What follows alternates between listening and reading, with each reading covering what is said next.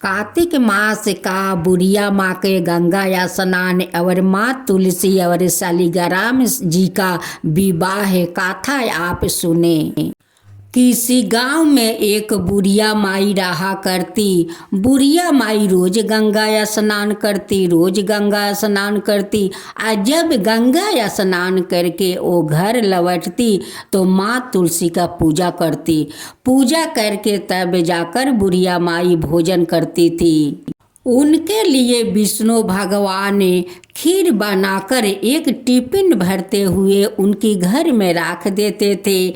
बुढ़िया माई जब तुलसी माँ का पूजा कर लेती तब जाकर उसी खीर से भोजन करती। बुढ़िया माई एक गंगा स्नान नहीं छोड़ती नहीं माँ तुलसी का पूजा छोड़ती। विष्णु भगवान खीर बनाकर वो देना नहीं कभी भूलते।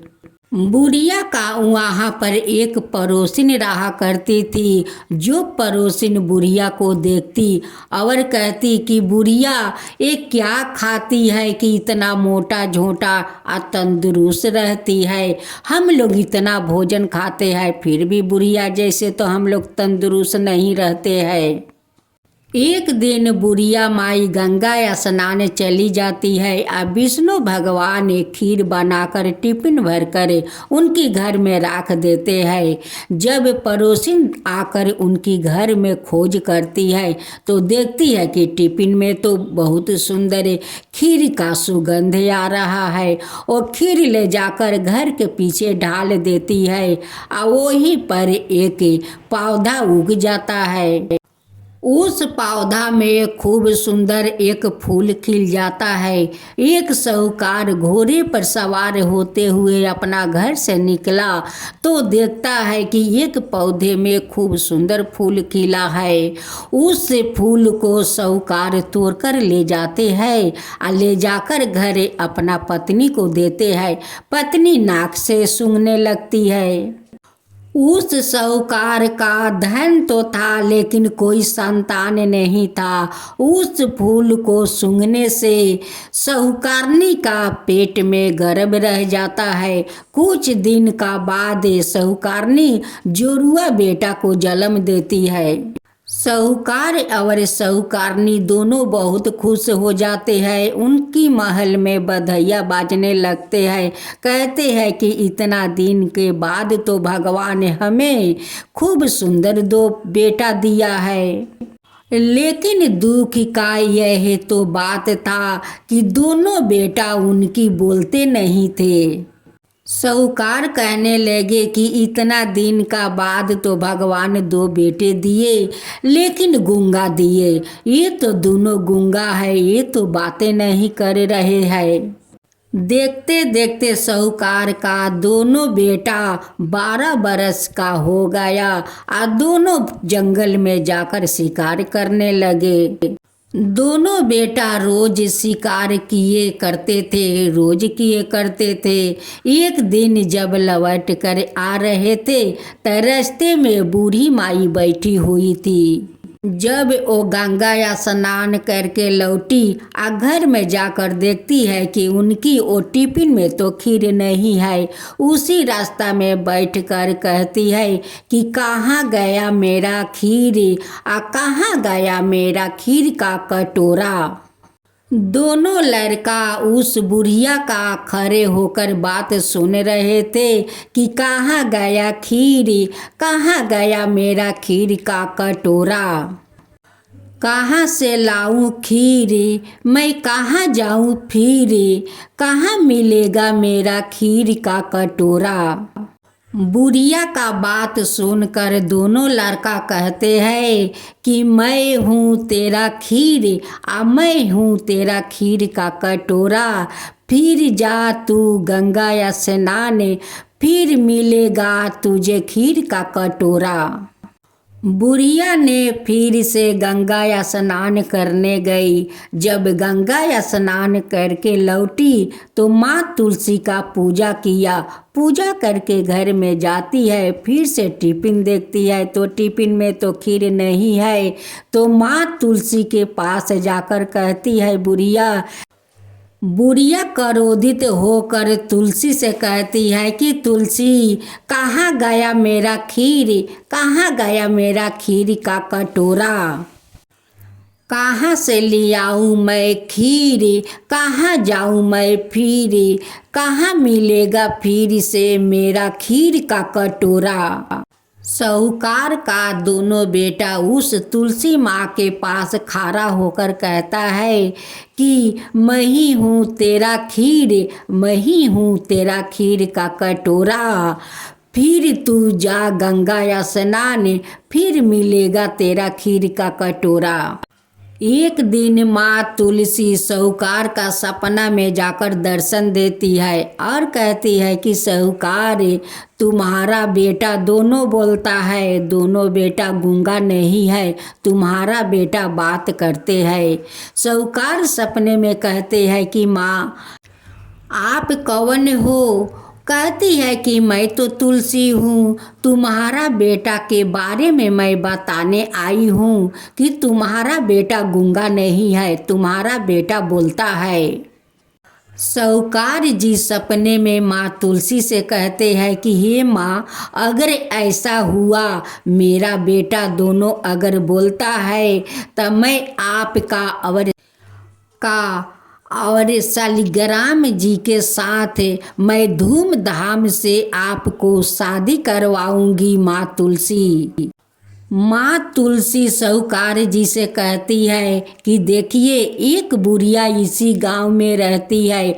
वो बूढ़ी गंगा या स्नान करने जाती है। जब गंगा या स्नान करके आती है तो माँ तुलसी के पूजा करती है। और जब घर में जाती है उनकी खीर नहीं मिलता है तो वो कहती है कि कहाँ गया मेरा खीर, कहाँ गया मेरा खीर का कटोरा, कहाँ से ले आऊँ खीर, अब कहाँ जाऊँ मैं फिर, कहाँ मिलेगा फिर से मेरा खीर का कटोरा। इसका जवाब आपका दोनों बेटा देते हैं। आप जाइए उस बूढ़ी का घर छुप कर अपना बेटा को बात सुनिए। जब साहूकार का अंगी टूटा तो साहूकारनी से कहते हैं कि देखो, आज मैं कितना अच्छा सपना देख रही हूँ कि माँ तुलसी मेरे सपने में आकर कहती है कि हम लोग का बेटा गूंगा नहीं है। वो लोग बोलते हैं। एक बूढ़ी माई गंगा स्नान करके आती है और घर में जाकर देखती है कि खीर नहीं है तो बूढ़ी माई कहती है कि कहाँ गया मेरा खीर, कहाँ गया मेरा खीर का कटोरा। तो वो दोनों बेटा हमारा वो बूढ़ी माई को बात को जवाब देते हैं। साहूकार साहूकारनी से कहते हैं कि यह सपना को बात देखता हूँ कि सच है यह झूठ। मैं बूढ़ी माँ का घर जाऊँगा और छुप कर इस बात को सुनूंगा। साहूकार जी बुढ़िया माई का घर के पीछे जाकर छुप जाते हैं। जब बुढ़िया माई गंगा या स्नान करके आती है, माँ तुलसी का पूजा करती है और जब घर में जाकर देखती है कि खीर नहीं है तब यही बात बोलती है। अब तो साहूकार ये बात को सुनकर साहूकार खुश हो जाते हैं और अपना घर चले जाते हैं। जब घर चले जाते हैं तो अपना नौकर से बोलते हैं कि जाओ उस बुढ़िया को इस महल में बोला कर ले आओ। उनके नौकर आते हैं या बुढ़िया माई को बोला कर ले जाते हैं। साहूकार बुढ़िया माई से पूछते हैं कि बुढ़िया माँ, हमारा दोनों बेटा तो गूंगा है, आज तक तो हम लोग से बात नहीं करते हैं, तुमसे कैसे बात कर लेते हैं। बुढ़िया माई कहती है कि साहूकार जी, मुझे पता नहीं है कि आपका दोनों बेटा कैसे बात करते हैं, इसका बारे में मुझे कुछ पता नहीं है। मैं गंगा स्नान करने जाती हूँ तब मेरे लिए विष्णु भगवान टिफिन भरकर खीर आकर घर में रख जाते हैं। जब स्नान करके घर लौटती हूँ तब माँ तुलसी का पूजा करती हूँ, तब जाकर उस खीर का भोजन करती हूँ। एक दिन जाकर देखती हूँ कि टिफिन में तो खीर नहीं है। तब मैं अपना माँ तुलसी से पूछता हूँ कि कहाँ गया मेरा खीर, कहाँ गया मेरा खीर का कटोरा, अब कहाँ से ले आऊं खीर, कहाँ जाऊं मैं फिर, और कहाँ मिलेगा मेरा फिर से खीर का कटोरा।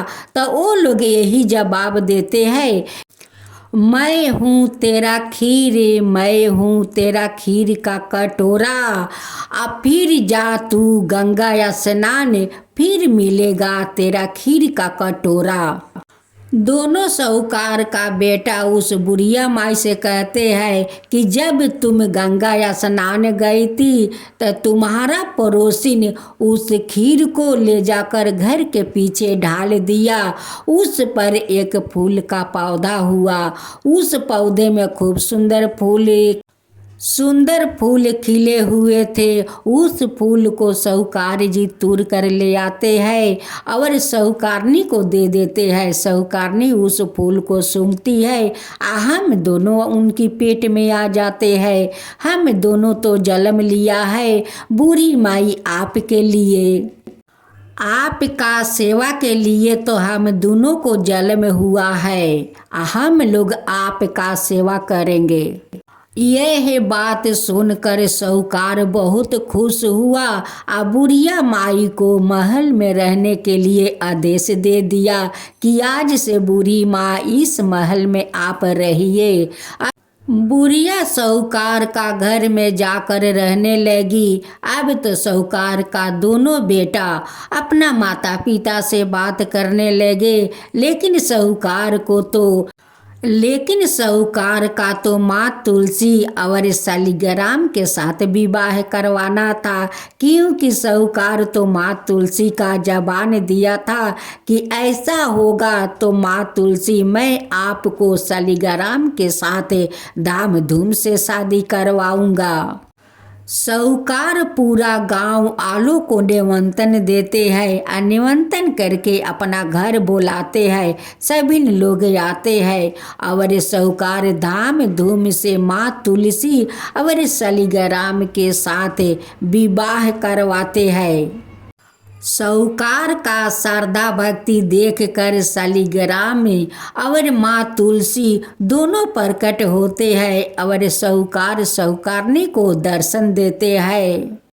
माँ तुलसी और शालिग्राम जी कहते हैं कि साहूकार जी, आपका श्रद्धा भक्ति देख कर तो मैं बहुत प्रसन्न हूँ, आज आप मुझसे कुछ वरदान मांगिए। साहूकार कहते हैं कि माता, हे भगवान, मैं क्या मांगूँ, मेरा तो सब कुछ है।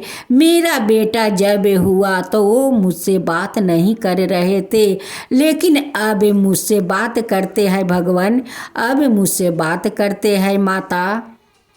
अगर आप देना चाहते हैं तो मेरा दोनों बेटा को सौभाग्य आशीर्वाद दीजिए कि मेरा दोनों बेटा अमर होकर रहे और मेरा राजपाट सब संभाले।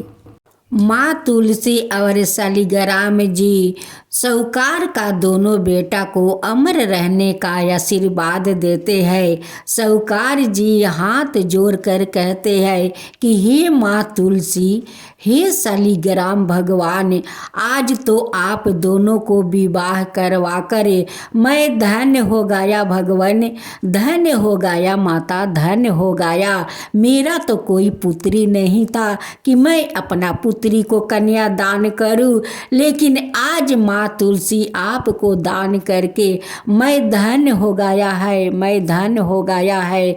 मुझे और कुछ नहीं चाहिए भगवान, कुछ नहीं चाहिए। माँ तुलसी और शालिग्राम जी कहते हैं कि हे साहूकार, आप जैसे मुझे शादी करवाया और मुझे सेवा करते हो, ऐसे ही करते रहना। मेरा जो लोग का कोई पुत्री ना हो, वो लोग हम दोनों को विवाह करवा कर वो लोग पुत्री दान कर सकते हैं, हम लोग का आशीर्वाद को प्राप्ति पा सकते हैं। जो आपका काता कहे, जो सुने, जो हुंकार भरे, उन सब का ऊपर कृपा कीजिए हे तुलसी माता। सब का ऊपर कृपा कीजिए हे तुलसी माता। हे शालिग्राम भगवान सब का ऊपर कृपा कीजिए। माँ तुलसी की जय हो, माँ तुलसी की जय हो, शालिग्राम भगवान की जय हो, शालिग्राम भगवान की जय हो।